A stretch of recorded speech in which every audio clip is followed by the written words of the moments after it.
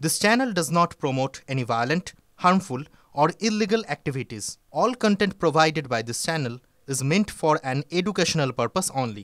MDH chana mosla এখন ছোলা হোক বা বরবটি দানা, সাদা চানা হোক বা কালো, সব রান্নাই হবে অসাধারণ। কুকথা কাণ্ডে অনুব্রতকে হেফাজতে নেওয়ার প্রয়োজনই পড়েনি। তদন্তে সহযোগিতা করেছেন অনুব্রত মণ্ডল। প্রায় 3 সপ্তাহ পর এমনই দাবি করল বীরভূমের পুলিশ। বোলপুর থানার আইসির 2টি ফোন পরীক্ষার জন্য নেওয়া হয়েছে। রিপোর্ট এলে তবে অভিযুক্তর ফোন সিজের বিষয়ে সিদ্ধান্ত। জাতীয় মহিলা কমিশনকে এমনই জানিয়েছে বীরভূম পুলিশ।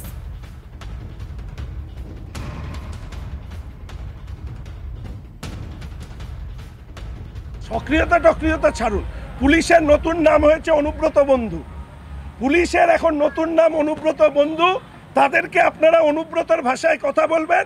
অনুব্রতর বন্ধুরা আপনার কোনো ক্ষতি করবে না। এই ধরনের ঘটনা থেকে প্রমাণিত হয়েছে। ফলে রাজ্যবাসীকে অনুরোধ করব, পুলিশকে দেখলেই অনুব্রতর বন্ধু হিসাবে আপনারা চিহ্নিত করবেন। যদি না করেন তাহলে আবার আপনার ওই আইসির মতন ফোন বাজেয়াপ্ত হয়ে যাবে।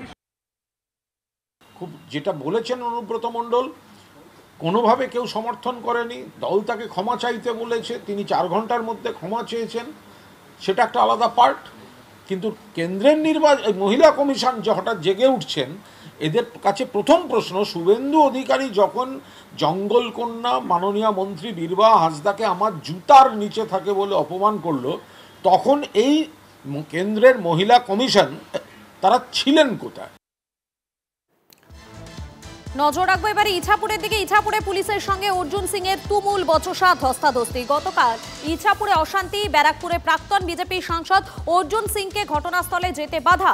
পুলিশের সঙ্গে বচসা ধস্তাধস্তি। পুলিশের বিরুদ্ধে স্লোগান বিজেপি সমর্থকদের।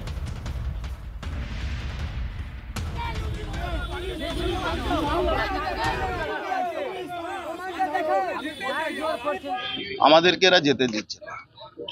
কেন যেতে দিচ্ছে না? কেন? গায়ে জোরে দেখছেন না, গায়ে জোরে। এই যদি ওনার উপরে হামলা হয় তাহলে উনি বলবেন কি আমাদের উপরে বিজেপি লোকেরা গুন্ডামি করছে।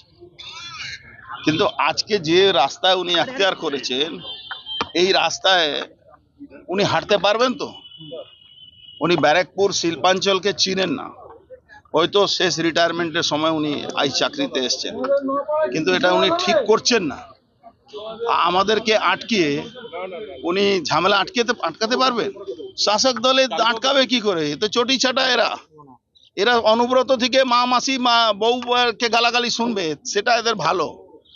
কিন্তু এরা বুঝতে পারছে না আরো 3 মাস পরে এদের কি হাল হবে। যেখানে গন্ডগোল হয় বা কোন রকম বিশৃঙ্খলা তৈরি হয়, সেখানে প্রশাসন যে এটাকে মেটাবার চেষ্টা করেন, নাকি অর্জুনের মতন একটি লোক যে উল্টোপাল্টা কথা বলে যে কোনো জায়গায় ঝগড়া বাঁধায়। ওর কাজই হচ্ছে সারাদিন উল্টোপাল্টা বলে বিভিন্ন জায়গায় বিশৃঙ্খলা তৈরি করার।